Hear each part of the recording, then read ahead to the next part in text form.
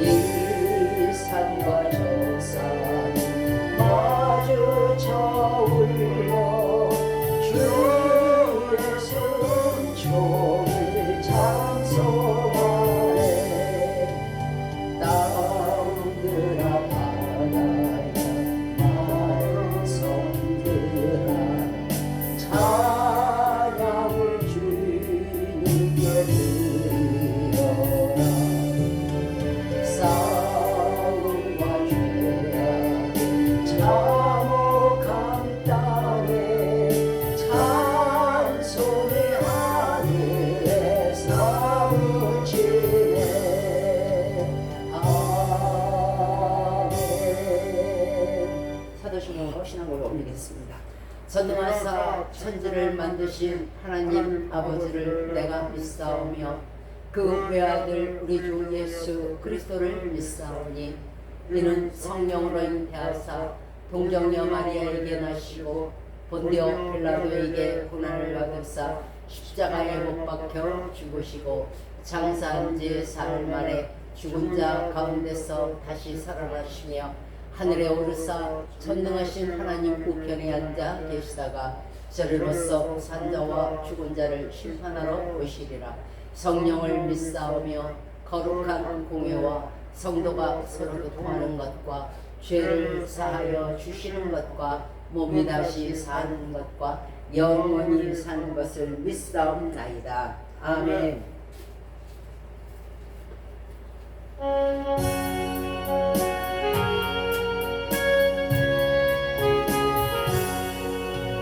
소리 들리니 예수 구원하신다.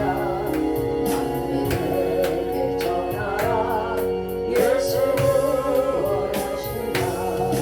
주님 명령하시니 산을 넘고 물 건너 온 세상에 전하라. 예수 구원하신다. 알아들으라 외쳐라. 예수 구원하신다. 모든 죄인 나오라. 예수 구원하신다. 모든 성만 일어나 내 아들 쳐올려라. 복음 중에 복음은 예수 구원하신다. 환난 중에 하는 말 예수 구원하신다. 다시 살아나시려 예수 구원하신다. 지은 죄를 인하여 슬픈 마음이 있어도 손등에 할 말 예수 구원하신다. 알아들으라 외쳐라. 예수 구원하신다. 주어하라 나라를 예수 구원하신다. 구원하는 소리를 산과 들에 전하라. 우리들의 심정과 예수 구원하신다.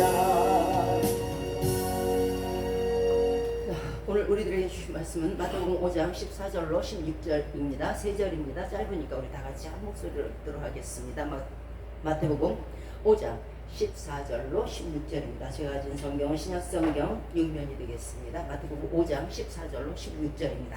자, 찾으신 줄 알고 다 같이 한 목소리로 마태복음 5장 14절부터 읽도록 하겠습니다. 시작. 너희는 세상의 빛이라. 산 위에 있는 동네가 숨기우지 못할 것이요 사람이 등불을 켜서 말 아래 두지 아니하고 등경내에 두나니 이러므로 집안 모든 사람에게 비치느니라. 이같이 너희 빛을 사람 앞에 비치게 하여 저희로 너희 착한 행실을 보고 하늘에 계신 너희 아버지께 영광을 돌리게 하라. 아멘.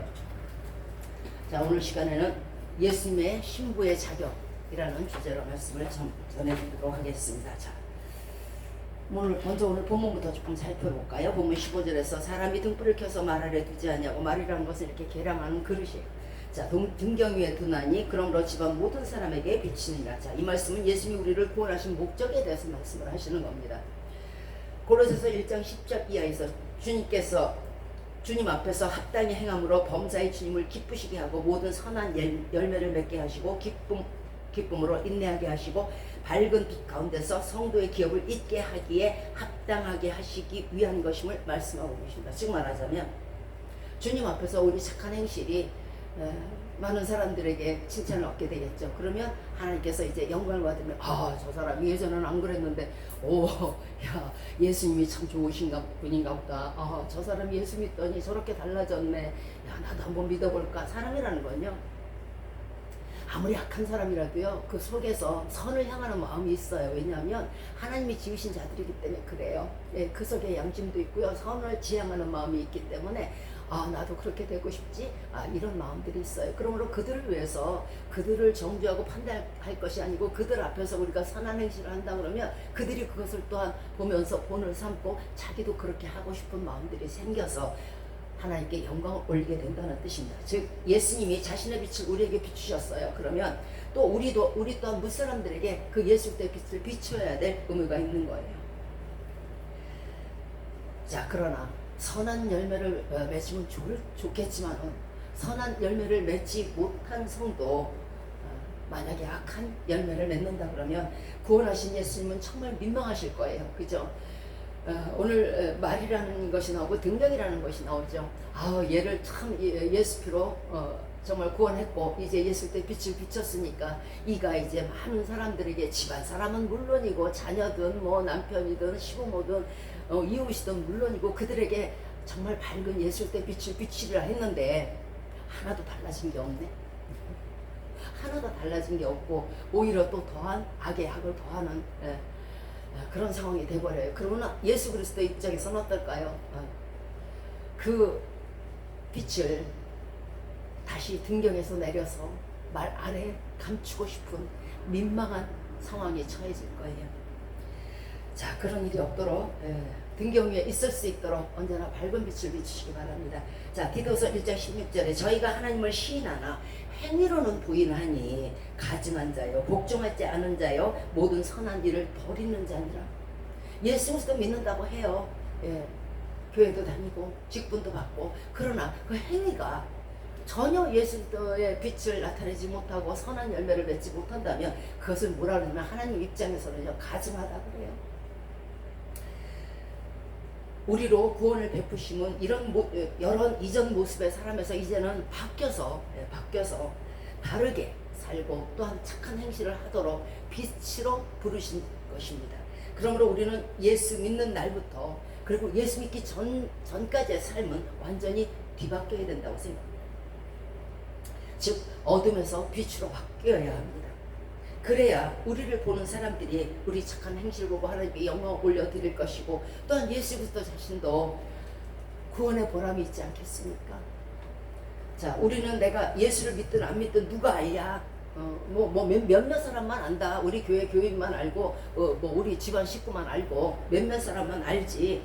누가 내가 예수 그리스도 믿는 걸 아느냐? 그러니까 이 지역에 와서 무슨 일을 해도 괜찮고 저 지역에 가서 무슨 일을 해도 괜찮다고 생각하시는 분이 있는 것 같아요.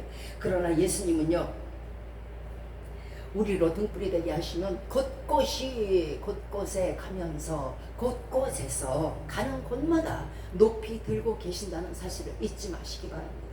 그러므로 성도는 어디를 가나 주의 말씀에 따라서 삼가야 할 것입니다.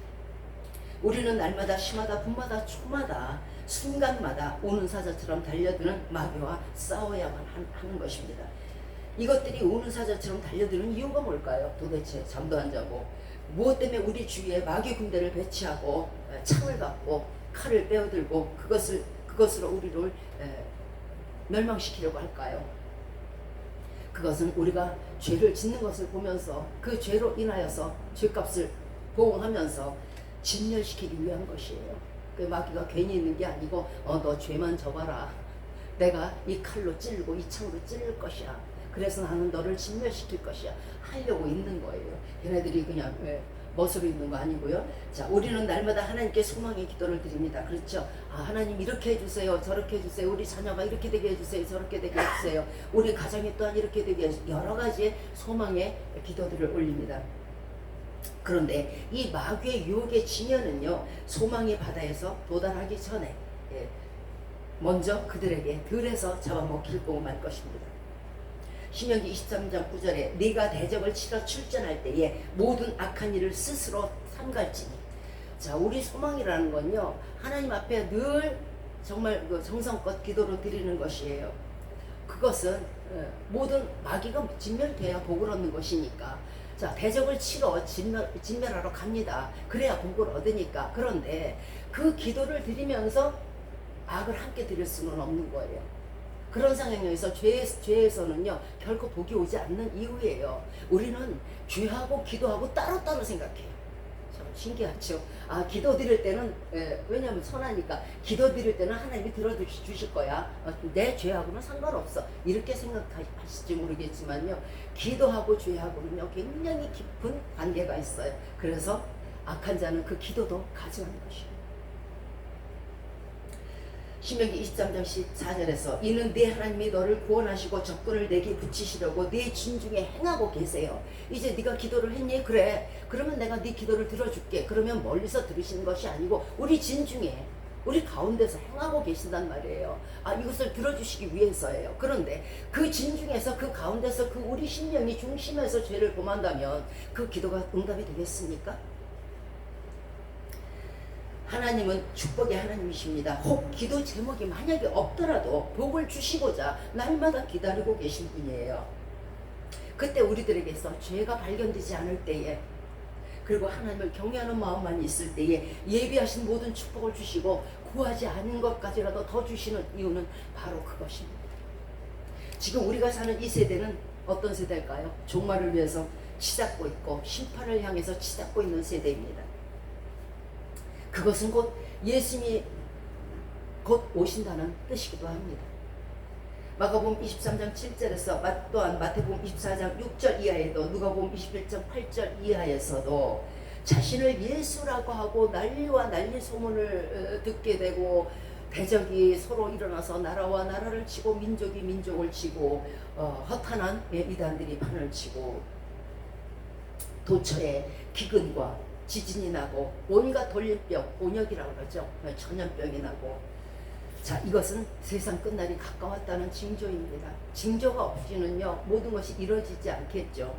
마태복음 24장 12절에서 불법이 성함으로 많은 사람의 사랑이 식어지리라. 사람은 사랑을 찾아 다니는 겁니다. 그러나 죄와 타협하는 불법들을 보면서 사람들은 사랑을 거둬들이기 시작합니다. 예수님께로부터 흐르는 사랑은요, 교회를 통해서 성도들에게 전해지는 것입니다. 질서의 하나님이기 때문에 그렇습니다. 그러나 사랑을 실행하지 않음으로 말미암아 성도는 교회를 떠납니다. 이것은 사랑 찾아왔다가 예수님의 사랑이 없고 세상 사람만이 있는 것을 보면서 실망하기 때문에 그렇습니다. 그래서 반발 심리로 떠나는 것입니다. 그러나 우리가 낙심할 필요는 없습니다. 고린도전서 3장 16절에 너희가 하나님의 성전인 것과 하나님의 성령이 너희 안에 거하는 것을 알지 못하느냐. 자, 항상 이가 없으면 잇몸인 거예요. 교회가 타락을 했고 불건전하다고 내가 교회를 떠날 것이 아닙니다. 우리 한 사람 한 사람이 성전이고 우리 한 사람 한 사람이 교회인 거예요. 나부터 먼저 사랑을 실천하고 나부터 먼저 착한 행실을 한다 그러면 많은 사람들이 여러분이 한 사람 한 사람의 성전인 것을 보면서 아, 교회를 가야지, 예수 믿어야지 하는 마음이 들 것입니다. 성도 한 사람 한 사람은요, 그래서 걸어다니는 성전이요, 이동하는 교회인 것입니다. 성령께서 여러분과 함께 거하신다면 곧 하나님이 함께 하실 것이고 하나님이 함께 거하시는 곳은 성전이기 때문에 그렇습니다. 작은 불꽃이 큰 불을 일으키는 것이지 처음부터 큰 불이 나는 것은 아닙니다. 한 사람 한 사람 성도의 성전이 사랑을 실천하고 어두운 세상에 빛을 비출 때에 세상은 변화될 것이고 우리의 교회들도 혹여 잘못되었더라도 각성할 것입니다. 이것을 정죄하고 비판하고 오히려 떠난다는 것은 무조건 자기 손해겠죠. 자, 그래도 나는 교회가 싫다고 말씀하시는 분이 있다 그러면 교회를 건물로 보지 마시고 성령의 성전으로 보시고 기도하시고 자신이 성령의 성전이 먼저 되시기를 바랍니다. 마가복음 13장 2절에서 예수께서 이르시되 네가 이 큰 건물들을 보느냐 돌 위에 돌 하나도 남지 않고 다 무너뜨리우리라. 성령이 지으신 교회, 성령이 함께 하시는 교회, 그런 교회를 개인이 만들어 주시기 바래요. 물결 하나하나 방울 하나하나가 모여서 바다가 되듯이 우리가 반드시 다시 우리 교회에 부흥이 일어날 것입니다. 성도는 사랑 충만하고 의롭고 정직한 곳에 보내진 사람들이 아닙니다. 우리는 그렇게 생각해요. 아우 내가 착하니까 나 예수 믿게 하고 좋은 사람들이 있는 곳에서 착하고 선하고 정직한 사람들만 있는 곳에서 나를 편하게 살게 해주시려고 나를 성도로 삼으셨구나. 성도는요 불법이 성하고 불의가 판을 치고 죄악이 가득한 곳에 보내진 것이 성도예요. 그러므로 이 땅에서 정직한 곳에 자기를 보냈다고 생각하지 마십시오. 어둠이 있는 곳이기 때문에 빛으로 보내신 것이지 빛이 있는 곳에 빛으로 보낸 것이 아니라는 걸 기억해 주시기 바랍니다. 느헤미야 1장 이하에서 느헤미야 선지자가 이제 바사왕 밑에 있었습니다. 아닥사스왕 밑에 있었는데 자 본국에서 온 형제들이 유다 사람인데 예루살렘의 사정을 묻게 됩니다. 그래 내 고향 예루살렘은 지금 어떤 상황이냐. 그러니까 유다인들이 큰 능력을 당하고 환난을 당하고 예루살렘 성은 회파되고 성벽은 다 불타버렸다고 말합니다. 느헤미야는 하나님께 통곡하면서 금식하고 기도합니다. 이스라엘 집이 하나님 앞에 범죄하였습니다. 계명과 율례를 지키지 아니하고 믿는 자들이 악을 행하였습니다. 예루살렘 성벽이라는 것은 외부의 침략을 막아주고 울타리 역할이에요. 그리고 또한 공동체의 강성함을 나타내는 것이고 평화로움의 상징이었어요. 성벽 밑에 안에 있으면 평화롭잖아요. 그런데 거기다가 바사 왕들은 아닥사스다 왕 전의 왕들은 이 성벽 재건하는 걸 무척이나 반대했어요. 왜냐하면 다시 유대인들이 강성해져 가지고 힘을 얻을까봐 싫었던 거죠. 지금 역시도 사단의 세력이 교회의 부흥을 반대하고 방해하고 해방하고 있습니다. 예루살렘 성벽처럼 무너진 교회를 향해 수축을 해야 될 때입니다. 그래서 이 시점에서 성도는요 느헤미야처럼 교회의 상처를 위해서 울어야 될 것입니다. 다시 부흥의 역사가 일어나기 위해서 금식하며 기도해야 될 것입니다. 이사야서 62장 10절에서 성문으로 나아가라 백성의 길을 예비하라 대로를 수축하라 만민을 위하여 길을 둘라고 말씀하고 계십니다. 이러기 위해서 왜 하필 이 시점에 저와 여러분을 이 시점에 태어나게 하셨을까요? 단군 진시황 시대도 있었을 것이고 더 오래전에 시대도 있었을 것이고 앞으로 시대도 있었을 거예요. 그런데 왜 하필 이 시점에 저와 여러분을 여기에 태어나게 하셨을까요? 교회가 많이 힘들어지고 부흥의 역사가 멈춰지고 할 때에 우리로 대로를 수축하게 하려고 예수님 오시는 길을 평탄케 하려고 또 많은 사람들을 대로로 인도하기 위해서 저와 여러분을 이 시점 이 세대에 보내신 것이에요. 즉 느헤미야처럼 교회의 성벽을 수축하도록 수축이라는 것은 고쳐서 수선해서 쌓아 올린다는 뜻이에요. 그러시려고 부르신 것이에요. 예수님이 이 땅에 오셨을 때 이 땅은 천국 같은 세상이 아니었어요. 온 세상에 죄악이 가득하고 믿는 자들까지도 제사장이니 장로니 해가면서 복음을 반대하는 사람들이었죠. 서로 물고 뜯고 탐욕과 죄악에 가득 차고 죄인들만 가득 찬 곳이었어요. 그 죄악이 만연했을 때에 오신 것이 바로 예수님이에요. 그 죄악을 멸하시려고 오신 거예요. 우리 역시도 마찬가지예요. 우리를 이 땅에 보내셨을 때, 이 시점에 보내셨을 때는요, 죄악이 만연하기 때문에 네가 그 죄악을 보면서 한 줄기 빛이 되고 또한 저 어둠 속에서 빛을 비춰라고 보내신 것이에요. 같이 어둠이다라고 보내신 것이 아니란 말이에요. 같이 어둠이다라고 말씀을 가르쳐 주신 게 아니란 말입니다. 우리로 이 죄악 많은 세상에서 빛으로 보내셨으면 거치는 돌을 제거하고 예수님 오신 길을 평탄하게 하며 무너진 곳을 수축하여 다시 평화로운 우리 자녀들이 될 수 있도록 사명자로 부르신 것입니다. 이사야서 58장 12절에서 내게서 날 자들이, 즉 영의 자녀들을 말합니다. 오래 황폐된 곳들을 다시 세울 것이며 너는 역대에 파괴된 기초를 쌓으리니 너를 일컬어 무너진 데를 수고하는 자라 할 것이며 길을 수축하여 거할 곳이 되게 하는 자라 할 것이라. 즉 여러분들은 느헤미야 선지자가 되라는 것이고 너를 일컬어 느헤미야 선지자라고 부를 것입니다. 잘못된 것을 정죄하는 것은요, 악에 악을 더하는 것이에요. 아우 우리 교회가 왜 이래, 아우 저 교회는 왜 이래, 아우 저 성도는 왜 저래. 그것은요, 무너진 돌을 다시 쪼개서 가루로 만드는 행위입니다. 성도 한 사람 한 사람이 성전이라 하신 것은 한 사람 한 사람이 일어나서 그 무너진 돌 조각을 다시 하나씩 쌓으라는 뜻이지 쪼개고 가루로 내라고 보내신 게 아닙니다.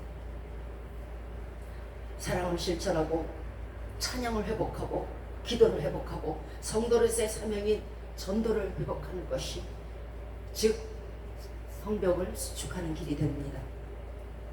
성도는 빛 있는 세상에 빛으로 부르신 것이 아니고 어두운 세상이기에, 너무도 삭감한 세상이기에 빛으로 부르신 것입니다. 에스겔서 13장 5절 이하에서 너희 선지자들이 성 무너진 곳에 올라가지도 아니하였으며 우리의 선진들이 이스라엘 족속을 위하여 여호와의 날에 전쟁을 방비하게 하려고 성벽을 수축하지도 아니하였느니라. 죄에 대해서도 성도의 길에 대해서도 자신도 그것을 지키지 아니하고 성도들에게도 바른 복음을 전하지 않았다는 뜻입니다. 우리 가르치는 자들이 성벽이 무너지도록 수수방관하였다는 것은 이제 우리가 다시 또 일어나서 그 무너진 데를 수축하면 되는 것입니다. 선진들이 무너뜨렸든 선지자들이 무너뜨렸든 다시 싸우면 되는 것입니다. 그러면 우리 자손들이 우리가 쌓은 그 길을 가면서 천국으로 인도될 것입니다.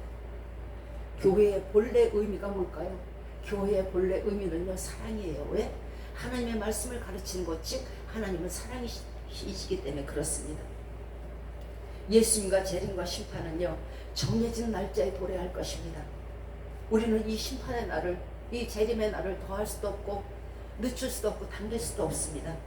그러나 우리 한 사람 한 사람이 사랑의 성전이 된다면 여러분의 자녀가 구원을 받을 것이요, 여러분의 가정이 구원을 받을 것이고 여러분의 이웃들이 여러분의 착한 행실을 보면서 구원의 길로 인도될 것입니다. 자, 예수님 재림의 목적이 뭘까요? 왜 예수님은 다시 오신다고 할까요? 그것은 예수 그리스도께서 신부를 맞이하러 오시는 것입니다. 주님은 그날에 화려하고 비싼 옷을 입은 손톱 기른 신부를 맞이러 오는 것이 아닙니다. 예수님의 이름으로 고난받고 핍박받고 핏자국이 선명한, 전도를 하느라 이리 뜯기고 저리 뜯기고 발에 밟힌 그런 드레스를 입은 자를 찾으러 오시는 겁니다. 예수님의 이름으로, 예수님의 복음으로 인하여 창에 찔린 구멍난 드레스를 입은 신부를 찾으러 오시는 것이란 말입니다.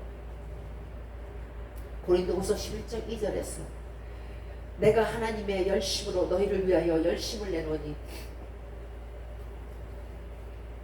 내가 너희를 정결한 처녀로 한 남편이 그리스도께 드리려고 중매합니다. 우리 모든 성도님들은요, 중매인이에요. 즉 하나님과 사람들을 연결시키는, 그래서 구원을 얻도록 하는 가교가 되는 것이고요, 화목제물인 것이에요. 여러분은 춘향전에 대해서 기억하실 것입니다. 자, 다들 잘 아시죠? 이도령이 금이 환영하면서 이제 하늘에서 내려올 때에 춘향이가 어떤 신부이기를 원했을까요? 변학도의 유혹에 넘어가서 옆자리에 앉아서 은가락지 끼고 금가락지 끼고 술을 따르면서 화려한 옷을 입고 희한한 웃음을 짓는 그런 춘향이를 신부로 맞이하려고 오겠습니까? 아니면 정절을 지키고자 핏자국이 선명하고 목에 칼을 차고 두드려 맞아서 제대로 걷지도 못하는 그런 신부를 맞으러 오겠습니까? 여러분, 이드렁이라면 어떻게 하시겠습니까?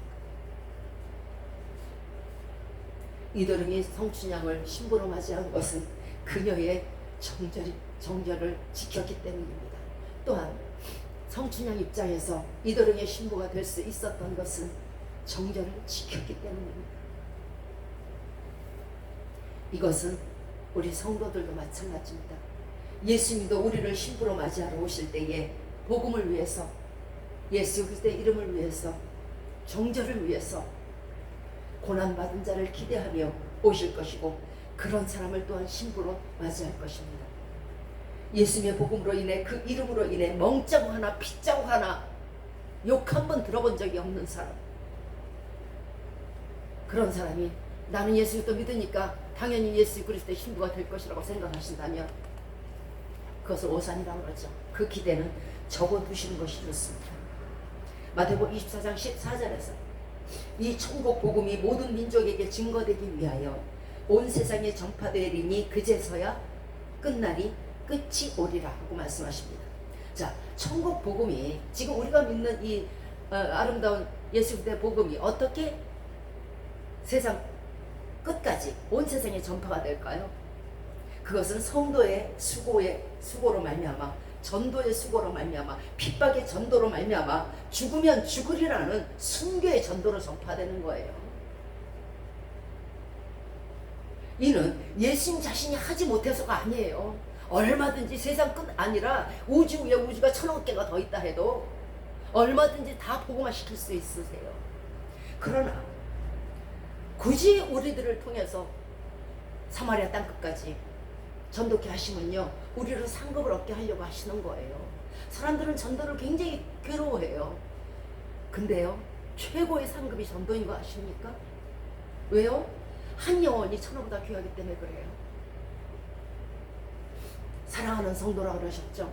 우리를 사랑하시기 때문에 상급의 자리를 남겨놓으시기 때문에 그런 거예요. 얼마든지 예수님께서 하실 수 있어요. 상급을 주시기 위함이며, 그로 말미암아 천국에서 같이 기뻐하며 즐거워하며 잔치하려고 하시는 거예요. 예수님 혼자 기뻐하시지 않잖아요. 또 우리도 상급이 없고 면류관이 없다면 글쎄요, 물론 기쁘게 하겠지만은 성도가 면류관을 얻고 상급을 얻어야 같이 더욱더 즐거워하고 기뻐할 수 있지 않겠어요? 진짜 천국 잔치가 되지 않겠어요? 그러기 위해서 우리가 일할 수 있는 자리를 남겨두시는 거예요. 그렇다면 천국 복음이라는 게 뭡니까? 예수님의 보혈로 구원받고 천국에 갈 수 있음을 말합니다. 이 소식을 전파하는 것이 천국 복음이요, 이 땅에서 돈 벌고 출세하고 건강하게 살고 영달을 누리고 영광을 누리는 것이 복이 아니에요. 그것은 천복이 아닙니다. 영원한 영생이 있는 천국에서 사는 것만이 천복인 거예요. 왜? 거기는 아프지도 않고 줄이지도 않기 때문에 그래요. 오늘 아침 먹고 점심에 배고프다면 그게 뭐 복이에요? 로마서 14장 17절 말씀에서 하나님 나라는 먹고 마시는 것이 아니요 오직 성령 안에서 의와 평강과 희락이라고 말씀하셨어요. 이 땅에서 먹고 마시는 복이 아니라 성령님 안에서 바른 말씀의 의와 그로 말미암은 평강을 얻고 기쁨을 얻는 것이 하나님 나라의 평강이고 하나님 나라의 참 복인 것이에요. 비록 이 땅에서 힘들고 어렵고 아플 때도 있어요. 그러나 성령 안에서 믿음으로 말미암아 오히려 기쁘고 즐거운 것이 천국 하나님 나라의 복음이고, 이것을 우리는 전파해야 될 것입니다. 우리는 이 땅에서 예수 믿으며 복 받는다고 하니까 그것을 모두 다 세상의 복으로 오인할 수도 있습니다.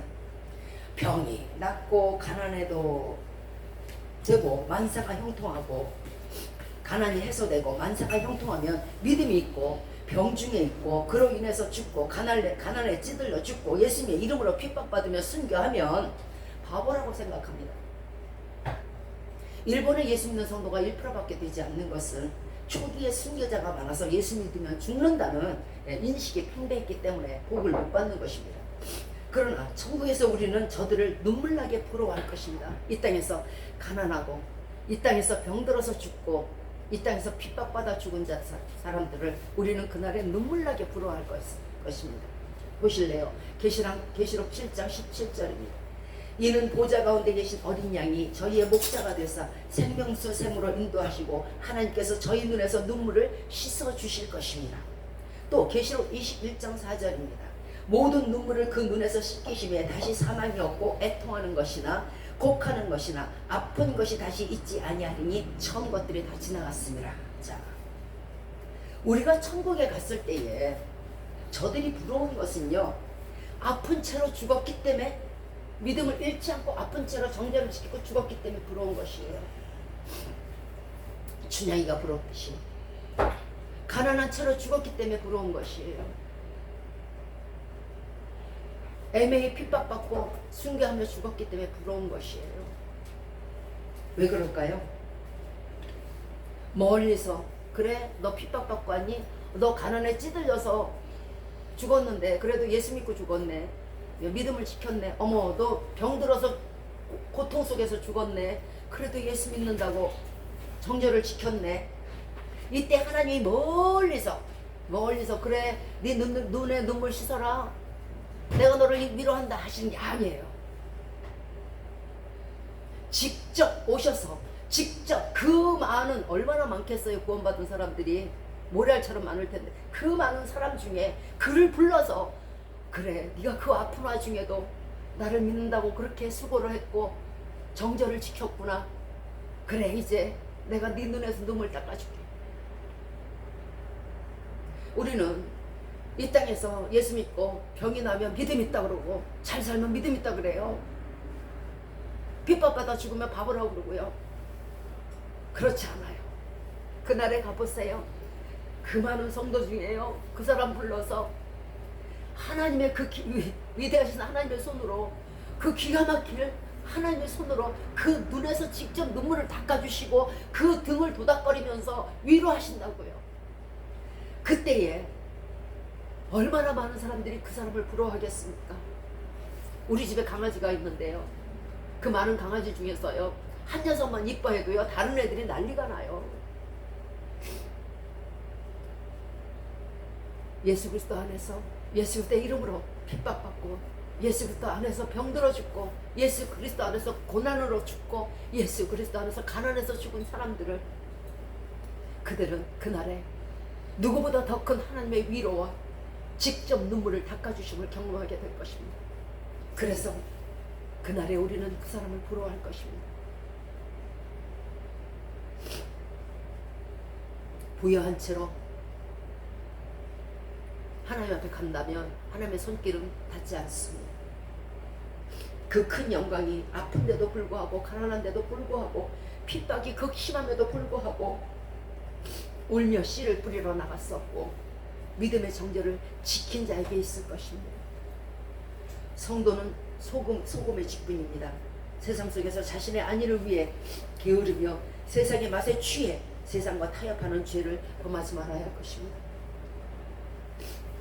그렇게 된다면 어떻게 될까요? 본래 소금의 맛을 잃게 되고 급기야는 사람에게 버림받고 발에 밟힐 것입니다. 그것은 무엇을 말하냐면 수치를 말하는 것이에요. 성도로서 성도답게 정절을 지키지 않냐면 수치를 당하는 것이에요. 여러분은 가늠한 여자들을 어떻게 생각하십니까? 가늠한 사람들을 어떻게 생각하시고 남자들을 어떻게 생각하십니까? 예수님의 고난과 아픔이 영광을 얻었잖아요. 이처럼 성도의 고난과 아픔도 이제 또한 큰 영광으로 하나님이 직접 축복하시는 영광으로 임하실 것입니다. 많은 사람들이 신앙으로 인해 신앙을 버리고 떠나는 경우가 있습니다. 신앙을 떠난다는 것은 잡았던 대어를 놓치는 거예요. 즉 과거지사일 뿐입니다. 시편 49편 20절에서 존귀에 처하나 깨닫지 못하는 사람은 멸망하는 짐승과 같도다 했어요. 하나님의 자녀가 됐는데 그 존귀를 깨닫지를 못해. 그리고 막 살아. 진짜 그 장자의 직분을 신상하게 팥죽 한 그릇에 팔아넘긴 에서처럼 믿음의 정절을 버리면요 사람의 혼은 위로, 짐승의 혼은 아래로 내려가듯이 멸망당하고 말 것입니다.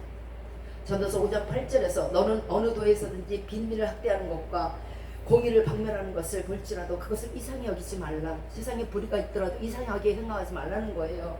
높은 이보다 더 높은 이가 감찰한다고 말씀하시잖아요. 하나님이 감찰하십니다. 세상의 비리와 불의에 대해서 실망하고 신앙을 버리는 것은 구더기가 있다고 자기 장독을 깨는 것과 똑같습니다. 전도서 5장 8절에 땅의 이익은 무사람을 위하여서 있나니 왕도 밭의 소산을 받느니라. 높은 사람이 없습니다. 이 땅에서는요. 왜냐하면 다 하나님이 주시는 햇빛을 받아서 자란 야채, 햇빛을 받아서 자란 곡식, 그거 받아서 먹는 거예요. 왕이어도 마찬가지인 거예요.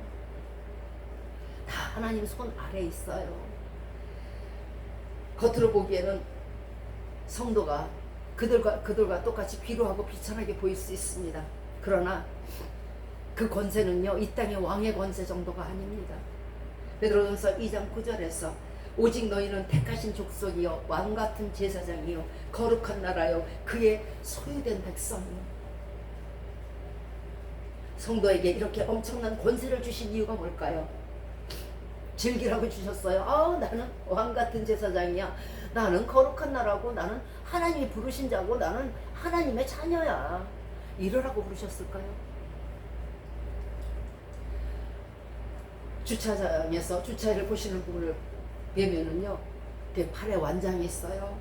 뭔가 둘러야, 그 완장이 있어야 그것을 치리할 수 있는 권세를 주는 거예요. 우리 성도에게 왕같은 제사장, 거룩한 나라, 그의 소유된 백성의 권세를 주셨을 때는 우리로 하나님께서 부르시고 택하셨으니 이제 너희가 부르셨을 때는 일을 하려고 부르신 거잖아요. 일을 시키려고. 이제 너희가 나가서 일을 해라. 주차 일을 봐라 이 얘기예요. 제비 뽑아 부르신 것이 아니고요. 하나님이 그 수많은 모래알 같은 사람 중에서 여러분을 보시면서 얘는 내가 믿을 만해. 얘는 나의 일을 할 거야. 얘는 말씀대로 착하게 살면서 많은 사람들에게 빛을 비출 거야. 믿으시기 때문에 부르신 거예요. 제비 뽑는 거 아니라니까. 믿고 맡기시기 위해서 부르신 거예요. 무엇을 맡기셨을까요? 그 귀한 빛에, 예수 그리스도의 귀한 빛, 죽었던 자가 부활된대. 그 부활한 자가 영생을 얻는데, 그 부활한 자가 영생을 얻어서 천국에서 하나님과 영원히 산대. 귀한 빛에, 구원의 빛에 들어가게 하신 그 덕을 기리게 하고 선전하게 하려고 부르신 거랍니다. 하나님이 부르셨을 때 가서 놀으라고 부르셨겠어요? 하나님의 복음을 전파하게 하시려고 먼저 권세를 주신 거예요. 왕같은 제사장의 권세를. 하나님의 백성이어야, 하나님의 자녀여야 하나님을 전파하지 않겠습니까? 그래서 주신 거예요. 오직 하나님의 거룩한 백성에게, 왕같은 제사장에게만 맡기신 것이 복음의 사명이에요. 특별한 사람이에요. 만일 여러분이 지금 천국 복음을 전하고 있다면 여러분은 왕같은 제사장이고 거룩한 나라요, 하나님의 택하신 백성인 것입니다. 왜냐하면 그 권세가 있으니까 전하는 거잖아요. 때로는 괴로움을 주심도, 어려움과 핍박을 주심도, 비천하게 하심도 다시 왕같은 제사장으로 하나님의 백성으로 높이시겠다는 약속 하에 전도로서의 핍박을 당하고 전도로서의 어려움을 겪게 하시는 거예요. 예수님도 마찬가지잖아요. 자기 땅에 오셨는데 거기서 괜히 땅을 지으신 분은 따로 있구만. 자기네가 그 땅의 주인이라고 예수님을 쫓아내고 예수님을 끌어내서 예루살렘 밖에서 십자가에 달려 돌아가시게 하고 주인을 내쫓았어요. 그것은 왜 그랬을까요? 하나님의 아들이신 줄 몰라서 그랬죠. 성도도 이 땅에서 잠시 고난을 받을 수 있어요. 그 신분은 하늘과 땅 차이처럼 그날에 갈라질 거예요. 다만 이 세상이 모르는 것 뿐이에요. 저 사람이 하나님의 자녀구나. 왕같은 제사장이 지나가네. 몰라서 그러는 거예요. 그래서 여러분이 전도할 때 핍박하는 거예요. 예수님께 그랬던 것처럼. 이사야서 50장 13절에서 여호와께서 가라사대 보라 내 종이 형통하리니 받들어 높이 들려서 존귀하게 되리라. 그날에 높이 들리려면요 낮아지셔서 말씀대로 하나님 나라를 전파하시기 바래요. 그날에 존귀하게 되려면 하나님의 사명을 감당하시기 바랍니다. 이제 우리는 예수님이 오실 날이 가까운 이때에 신앙의 정절을 지켜는 신부가 되어야 하고 주님 보시기에 아름다운 보석으로 치장을 해야 될 것입니다. 아무것도 달리지 않은 신부 옷은 좀 그렇잖아요. 세상이 변하는 금은 보석을 말씀드리는 게 아닙니다. 영원한 주님의 신부는요, 영원한 신부 옷에 영원한 보석으로 장착을 해야 될 것입니다. 자, 영원한 보석이 이 땅에 있을까요? 있습니다. 자, 영원한 보석이 뭘까요? 그건 바로 사람의 영혼입니다. 왜요? 영혼은 천국에서 영원히 사니까요. 영원한 보석이잖아요. 이사야서 49장 18절에서 내 눈을 들어 사방을 보라. 그들이 다 모여 내게로 나오느니라. 여호와가 이르노라. 내가 나의 삶을 두고 맹세하노니 내가 반드시 그 모든 무리로 장식을 삼아 몸에 차며 뛰기를 신부처럼 할 것이라. 무슨 뜻이에요? 여러분이 전도한 사람들, 전화를 하든 발걸음을 옮기든 머릿속으로 기도를 하든 가슴으로 절절히 간구를 하든 여러분이 구원의 길로 인도하는 그 사람들이 여러분의 하나하나의 보석이 된다는 것이에요. 많이 닮으면 좋겠죠. 많은 영혼을 생명길로 인도할 때에 그것은 영원히 빛나는 보석이 될 것입니다. 그들은 전도받고 영생의 길로 들어섰고 결코 죽지 않는 영생의 사람들이기 때문에 영원한 보석이 내게 달려있는 거예요. 자, 이제는 우리가 그 보석으로 신부의 옷에 장착을 할 때입니다. 왜요? 예수 그리스도께서 오실 날이 가까이 왔으니까요. 도처에 기근이 있고 도처에 지진이 나고 도처에 민족이 민족을 위해 대적해서 싸우니까요. 이것이 종말이니까요. 고린도후서 1장 14절에서 우리 주 예수의 날에 너희가 우리 자랑이 되고 우리가 너희의 자랑이 되는 것이라. 마찬가지잖아요. 사도 바울도 많은 사람을 전도했잖아요. 그 사람들에게는 사도 바울이 보석이고 사도 바울에게는 저 사람들이 보석인 거예요. 여러분에게는 여러분이 전도한 사람들이 보석이 돼서 주렁주렁 달리고 영원히 떨어지지 않아요. 영원히 변색도 안 돼요. 세상의 보석 반지를 자랑할 것이 아니라 영원한 보석인 영혼의 보석을 자랑하게 될 것입니다. 고린도전서 9장 25절에서 저희는 썩을 면류관을 얻고자 하되 우리는 썩지 아니할 면류관을 얻고자 하는 것이다. 자, 빌립보서 4장 1절에서 나의 기쁨이요 나의 면류관인 사랑하는 자들아 이와 같이 주 안에 서라. 나의 면류관 누구? 바로 여러분이 전도한 사랑하는 자들, 사랑하는 성도를 말합니다. 데살로니가전서 2장 19절에 우리의 소망이나 기쁨이나 자랑의 면류관이 무엇이냐? 그날에 무엇으로 자랑할 거예요? 면류관 쓰고 다니면서 이 면류관은 벗어지지도 않아요. 예, 세상의 왕관은 몇 년 뒤에 다시 내려놓지만 이 면류관은 벗어지는 게 아니에요. 그의 강림하실 때 예수 그리스도께서 재림하실 때에 우리 주 예수 앞에 너희가 아니냐? 네가 이 사람을 인도했구나. 네가 이 사람을 인도했구나. 그래, 면류관 받아라. 그날의 사람들은 심판대 앞에서 두 부류로 나눌 것입니다. 한 부류는 사돈의 팔종까지 들먹이면서 외삼촌의 장인이 목사였어요. 우리 뒷집 사람이 성도인데 우리 같이 밥 먹었어요.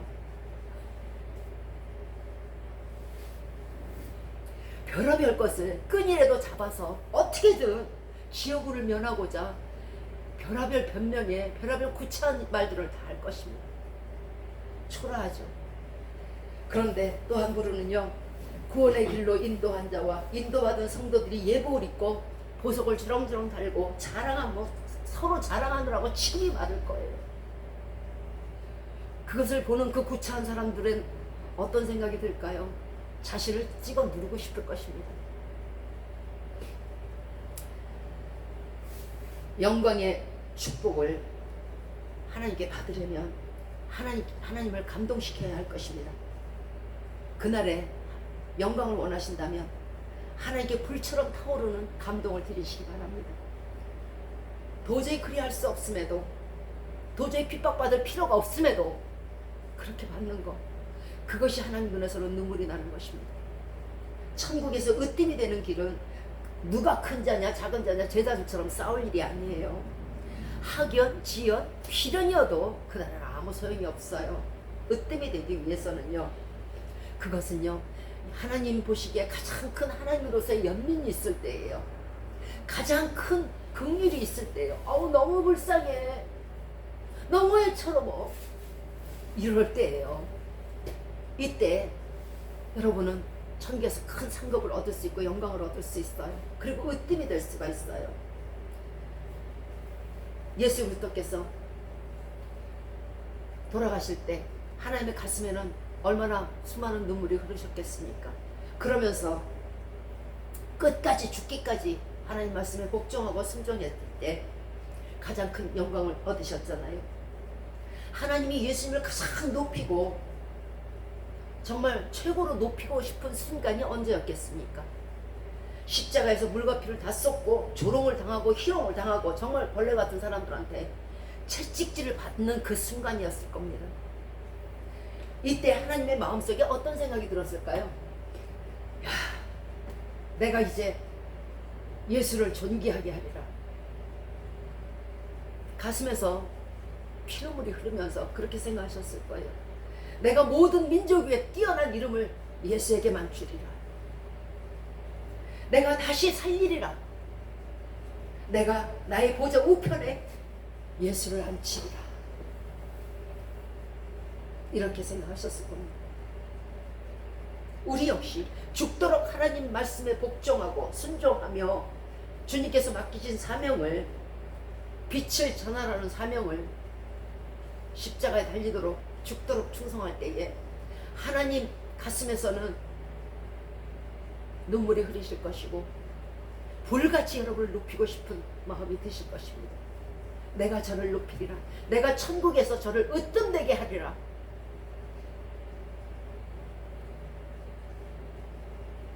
마태복음 10장 38절입니다. 또 자기 십자가를 지고 나를 좇지 않는 자도 나에게 합당하지 아니하리라. 예수님께 합당하지 않은 자는요, 예수님의 신부가 될 수 없다는 얘기예요. 예수님이 지신 십자가는 무엇입니까? 천국 복음이잖아요. 자, 그러면 우리 십자가는요, 천국 복음이잖아요. 그 제자의 그 사명이죠. 누가복음 4장 18절에서 주의 성령이 내게 임하셨으니 이는 가난한 자에게 복음을 전하게 하시려고 내게 기름을 부으사 나를 보내시고 또 포로된 자에게 자유를, 눈먼 자에게 다시 보게 함을 전파하며 눌린 자를 자유케 하며 주의 은혜의 해를 전파하게 하라 하십니다. 이게 우리의 사명이에요. 누가복음 4장 43절에서 예수께서 이르시되 내가 다른 동네에서도 하나님 나라의 복음을 전파해야 하리니 나는 이 일로 보내심을 받았노라. 예수님이 오신 목적이에요. 우리를 부르신 목적이에요. 우리를 보내심도 복음을 전파하게 하려고 부르신 거예요. 예수님이 십자가에 달리신 이유는 천국 복음을 전파하다가 그러신 것이고요. 성도의 십자가도 복음 전파를 위하여 예수님을 따라가는 것이 성도의 십자가에 달리는 것이에요. 우리는 누구나 천국에서 큰 자가 되길 원하죠. 만약 이 땅에서 큰 자가 되길 원했다면 선진들의 순교는 없었을 거예요. 그들이 어리석은 것이 아니고요, 천국에서 큰 자가 되려고 그랬던 거예요. 우리가 예수님처럼 자기를 낮추시고 겸손하게 하나님 앞에 죽기까지 복종하신다면 반드시 여러분의 이름을 높여주실 것입니다. 예수님의 사명은 복음 전파로 인한 고난의 십자가를 지심이요, 성도의 사명 역시 둘도 아니고 딱 하나, 복음 전파로 인한 고난의 십자가를 지는 것입니다. 이것이 싫다고 하면 성도 거룩함을 따라가는 것이 아니에요. 남편을 따르지 않는 신부는 신부가 될 수가 없습니다. 예수님을 따르지 않는 신부도 예수님의 신부가 될 수가 없습니다. 고린도전서 9장 23절에서 내가 복음을 위하여 모든 것을 행함은, 자, 복음을 위해서 전도를 함은 복음에 참여하고자 함이라. 예수님의 복음의 십자가에 동참한 사람만이 예수님의 영광에도 동참하게 되는 것입니다. 예수님의 영광 재림하실 때, 예수 그리스도께서 오실 때 예수님의 영광, 고난에 동참했던 자가 영광에도 동참하지 않겠습니까? 테레비 받던 사람이 어떻게 동참하겠습니까? 자, 오늘 본문에서 너희는 세상의 빛이라고 하셨습니다. 성도는 세상에서 어떻게 빛을 비춰야 할까요? 빌립보서 4장 8절입니다. 정말로 마지막 때야 형제들아, 무엇에든지 참되며 무엇에든지 경건하며 무엇에든지 좀 옳으며 무엇에든지 좀 사랑할 만하며 무엇에든지 칭찬할 만하며 무슨 덕이 있든지 무슨 기림이 있든지 높이 살리를 말해. 무슨 기림이 있든지 이것들을 생각하라. 이제 종말이 다가왔잖아요. 막 살면 안 되잖아요. 누덕누덕 더러운 옷을 입고 어떻게 예수님을 만나겠습니까? 예수님이 오라고 해도 못 가요. 죄송해요. 저 이렇게 모습이 흉해서 못 가요. 마지막 때에 우리가 다같이 더러울 것이 아니라 신랑을 맞을 예복을 준비할 때입니다. 어떻게 해야 참되고 경건하고 옳고 사랑할 만하고 칭찬받을 만하고 덕을 쌓고 기림을 남길까요? 이거 너무 어려운데요. 하실 수 있겠어요? 그 답은 빌립보서 4장 9절입니다. 너희는 내게 배우고 본 바를 행하라. 그리하면 평강의 하나님이 너희와 함께 계시리라. 예수 그리스도께서 가르친 대로만 하면 돼요. 못할 것을 가르치셨겠어요? 예수님도 인성으로 계셨는데 주님 오시는 것을 두려워할 것이 아니에요. 언제 오시든 주님의 가르치신 모든 말씀에 대해서 순종하면서 산다면 항상 평강의 하나님이 우리와 함께 하심으로 평강 가운데서 역시 예수님을 맞을 거 아닙니까?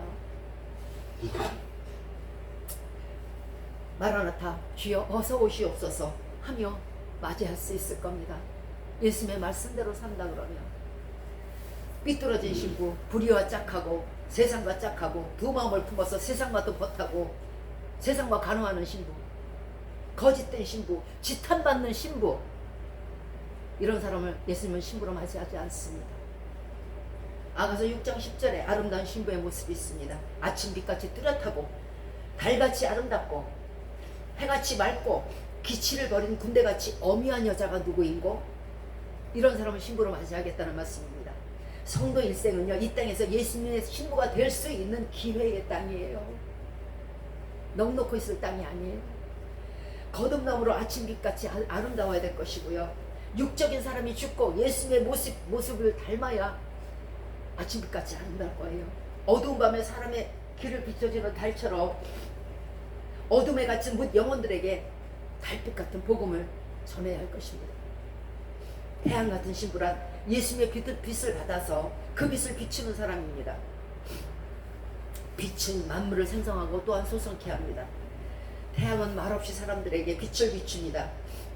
그 사람들의 영광을 받으려 하지 않아요. 태양아 고마워. 태양이 그 영광 받아요? 아니요, 안 받아요.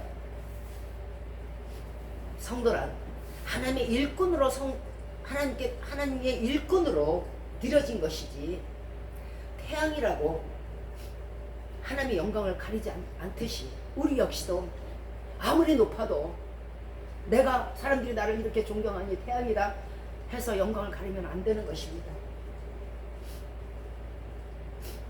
오직 하나님께 영광 돌리는 그 삶이 태양의 삶입니다.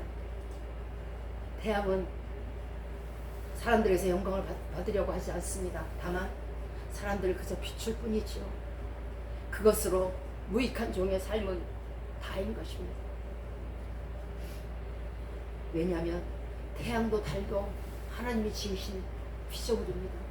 우리 역시도 아무리 영광이 크고 하늘을 찌를 듯이 높아도 역시 피조물임을 기억하시기 바랍니다. 한 줌의 흙으로 돌아가는 인생임을 기억하시기 바랍니다.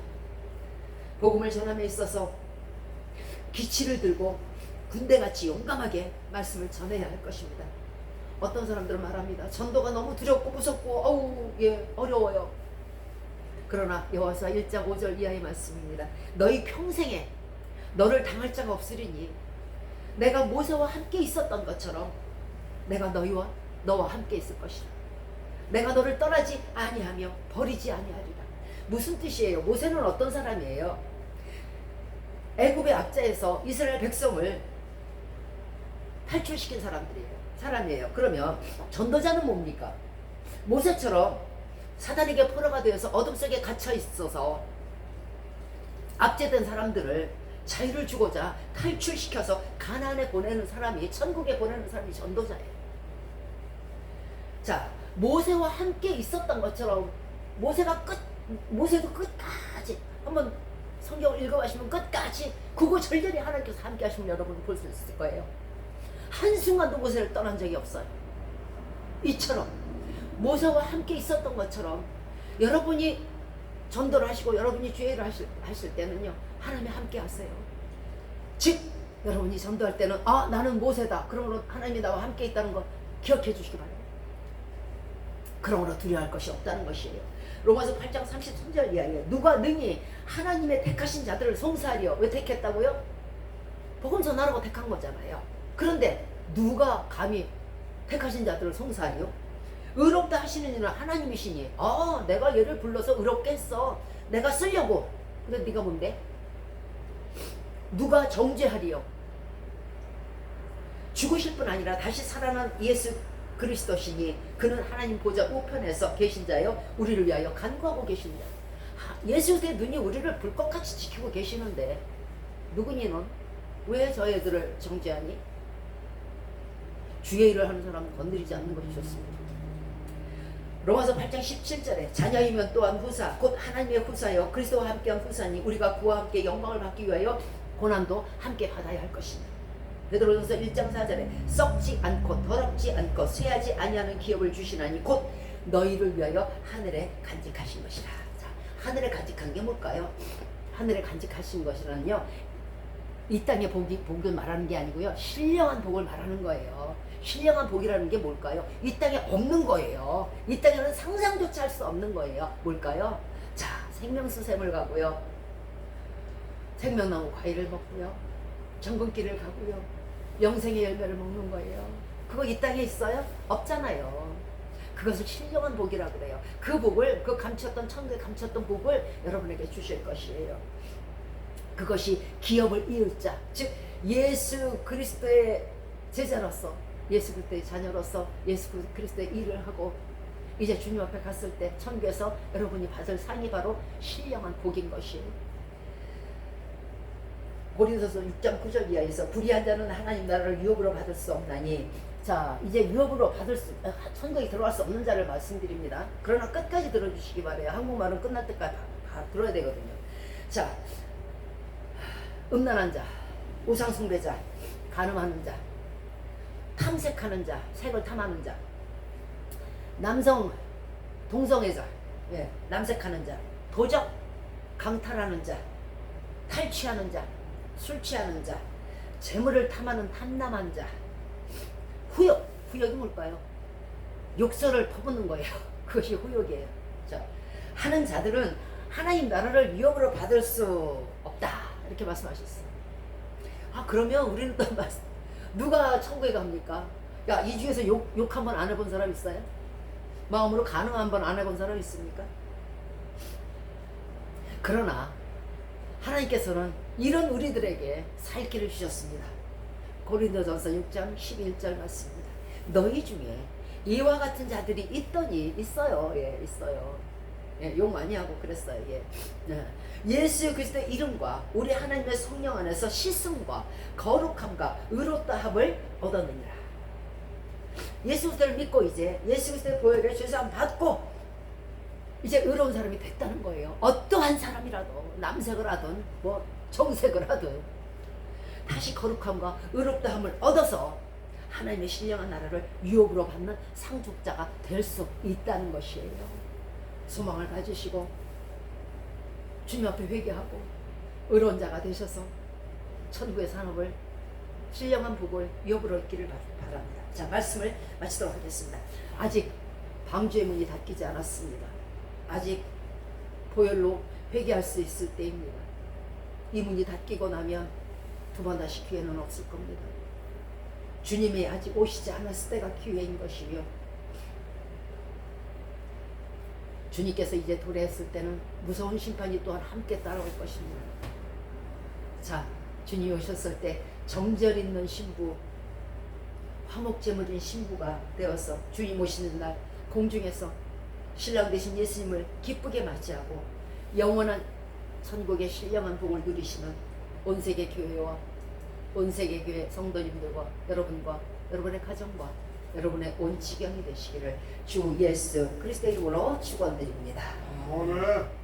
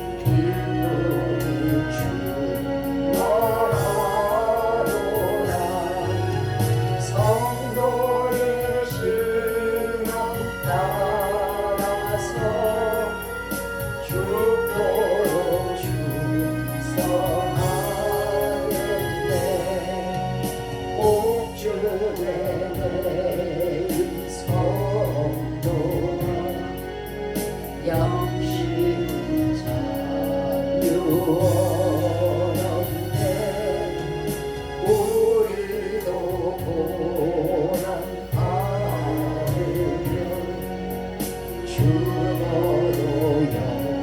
영원되도다. 성도의 신앙 따라서 죽도록 충성하겠네.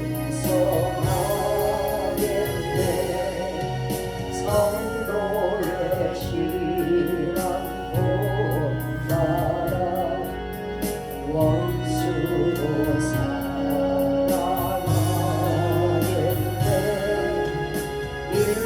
인자하여로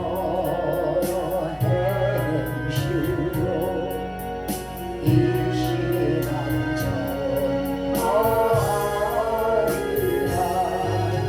성도의 신앙 따라서 죽도록 충성하겠네.